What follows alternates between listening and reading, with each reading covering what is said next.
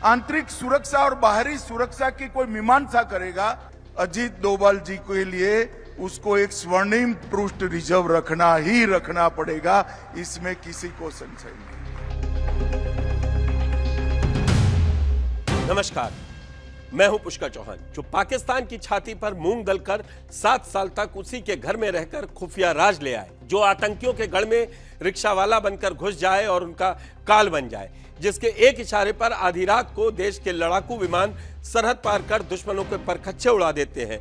जी हां, हम बात कर रहे हैं भारत के अजय योद्धा, सुपर कॉप और एनएसए अजीत डोभाल की। आज पूरा देश डोभाल साहब को सलाम कर रहा है। पुणे की धरती पर इतिहास रचा गया है जब देश के गृह मंत्री अमित शाह ने अजीत डोभाल को देश के सबसे बड़े और प्रतिष्ठित लोकमान्य तिलक राष्ट्रीय पुरस्कार से नवाजा। ये सिर्फ एक अवार्ड नहीं है, ये भारत मां के उस सच्चे सपूत का सम्मान है जिसने अपनी पूरी जिंदगी देश की सुरक्षा के नाम लिख दी। जब देश का गृह मंत्री मंच से किसी की तारीफ करे तो समझ जाइए कि सामने वाला शख्स कितना फौलादी होगा। अमित शाह ने इस मौके पर डोभाल साहब की वीरता की वो गाथा गाई जिसे सुनकर पूरा हाल तालियों से गूंज उठा।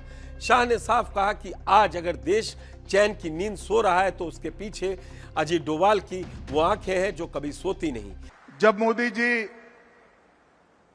2014 में प्रधानमंत्री बने, उन्होंने सबसे पहला अपॉइंटमेंट प्रधानमंत्री के नाते किया था तो प्रिंसिपल सेक्रेटरी का नहीं किया था, अजीत डोभाल जी के एनएसए के रूप में चयन करने का काम। और मोदी जी के कालखंड का जब भी इतिहास लिखा जाएगा, आंतरिक सुरक्षा और बाहरी सुरक्षा की कोई मीमांसा करेगा तो स्पष्ट रूप से अजीत डोभाल जी के लिए उसको एक स्वर्णिम पृष्ठ रिजर्व रखना पड़ेगा, इसमें किसी को संशय नहीं। मोदी जी गुजरात में थे तब से चर्चा करते थे कि देश की विदेश नीति में रीढ़ की हड्डी का अभाव दिखाई पड़ता है। जब वो प्रधानमंत्री बने, मैंने पहले पार्टी के अध्यक्ष के रूप में और इनके कैबिनेट के साथी के रूप में बारीकी से देखा है। आज भारत की विदेश नीति रीढ़ की हड्डी वाली विदेश नीति बनी है, इसमें कोई डिनाई नहीं कर सकता। हमने सम्मान के साथ दुनिया में हमारा स्थान मजबूत किया है और मोदी सरकार ने ये जो अचीव किया है उसमें भी अजीत डोभाल जी का बहुत बड़ा योगदान है। लोकमान्य तिलक ने कहा था कि स्वराज मेरा जन्म सिद्ध अधिकार है और हमारे अजीत डोभाल साहब का मंत्र है, देश की सुरक्षा से बढ़कर कुछ भी नहीं। तिलक स्मारक ट्रस्ट ने जब इस अवार्ड के लिए अजीत डोभाल का नाम चुना तो किसी को कोई हैरानी नहीं, क्योंकि देश की आंतरिक और बाहरी सुरक्षा को लोहे की तरह मजबूत करने का काम इसी इंसान ने किया है। उग्रवादियों को घुटने पर लाना हो या आतंकवाद की रीढ़ की हड्डी तोड़नी हो, अजीत डोभाल का दिमाग कंप्यूटर से भी तेज चलता है। इसी महायोगदान के लिए उन्हें आज इस सम्मान से नवाजा गया। अब आपको बताते हैं कि क्यों अजीत डोभाल को भारत का असली जेम्स बॉन्ड और महारणनीतिकार कहा जाता है। इनकी कहानियां किसी फिल्मी स्क्रिप्ट से भी ज्यादा खतरनाक है। पहली कहानी है पाकिस्तान में घुसकर धमाका करने की। अरे अजीत डोभाल जी लगातार 7 साल तक पाकिस्तान में मुस्लिम बनकर रहे, वहां की गलियों में घूमे, मजारों पर गए और वहां रहकर पाकिस्तान के परमाणु प्लान की ऐसी खुफिया जानकारी निकाली कि पाकिस्तान देखता रह गया। दूसरी कहानी ऑपरेशन ब्लैक थंडर की। 1988 में जब अमृतसर के स्वर्ण मंदिर में आतंकी छिपे थे तो अजीत डोभाल एक रिक्शा वाला बनकर अंदर चले गए।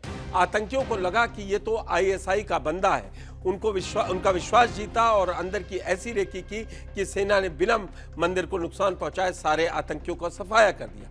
तीसरी कहानी है सर्जिकल एयर स्ट्राइक की। उरी में हमारे जवानों पर जब हमला हुआ तो डोभाल साहब ने पीएम मोदी के साथ मिलकर वो प्लान बनाया जिसने पाकिस्तान को थर-थर कांपने पर मजबूर कर दिया। सर्जिकल स्ट्राइक और बालाकोट एयर स्ट्राइक के असली मास्टरमाइंड अजीत डोभाल ही हैं। इन्होंने दुनिया को दिखा दिया कि ये नया भारत है, घर में घुसेगा भी और मारेगा भी।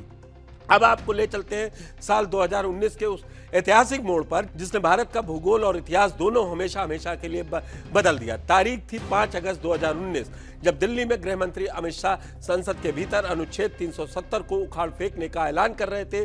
पूरी दुनिया की सांसें थमी हुई थी। विदेशी मीडिया चीख चीख कर दावा कर रहा था कि कश्मीर में खून की नदियां बहेंगी, घाटी जल उठेगी, लेकिन दुनिया यह भूल गई कि इस पूरे मिशन के पीछे बैक स्टेज पर कौन खड़ा था। पीएम मोदी और अमित शाह ने इस महा ऑपरेशन की पूरी कमान सौंप रखी थी अपने सबसे बड़े संकटमोचक अजीत डोभाल को। जब दिल्ली में फैसला हुआ तो डोभाल साहब एसी कमरों में बैठकर रिपोर्ट नहीं ले रहे थे, वे सीधे पहुंच गए ग्राउंड जीरो यानी श्रीनगर, जहां बड़े बड़े नेता कश्मीर जाने से डरते थे। वहां भारत का ये एनएसए कश्मीरी भाइयों के बीच श्रीनगर की सड़कों पर खड़ा था। इंटरनेट बंद था, चप्पे चप्पे पर सुरक्षा थी, माहौल बेहद तनावपूर्ण था। लेकिन अजीत डोभाल ने जो किया उसने पूरी दुनिया के होश उड़ा दिए। वो आम कश्मीरी नागरिकों के साथ बैठकर कश्मीरी बिरयानी खा रहे थे, उनसे हंसकर बात कर रहे थे और उनका ये भरोसा जीत रहे थे। नतीजा क्या हुआ? पाकिस्तान हाथ मलता रह गया, अलगाववादी अपने बिलों में छुप गए और बिना एक भी गोली चले, बिना किसी बड़े खून खराबे के कश्मीर हमेशा के लिए भारत का मुकुट बन गया। मोदी शाह की राजनीतिक ताकत और डोभाल साहब के इस साइलेंट ऑपरेशन ने साबित कर दिया कि जब देश पर कोई आंच आएगी तो ये त्रिमूर्ति नामुमकिन को भी मुमकिन बना देगी। दिल्ली के सियासी गलियारों में एक बात सब जानते हैं, जब बात देश की सुरक्षा कश्मीर या चीन पाकिस्तान की आती है तो पीएम मोदी और गृह मंत्री अमित शाह की जोड़ी सिर्फ एक नाम पर आंख बंद करके भरोसा करती है और वो नाम है अजीत डोभाल।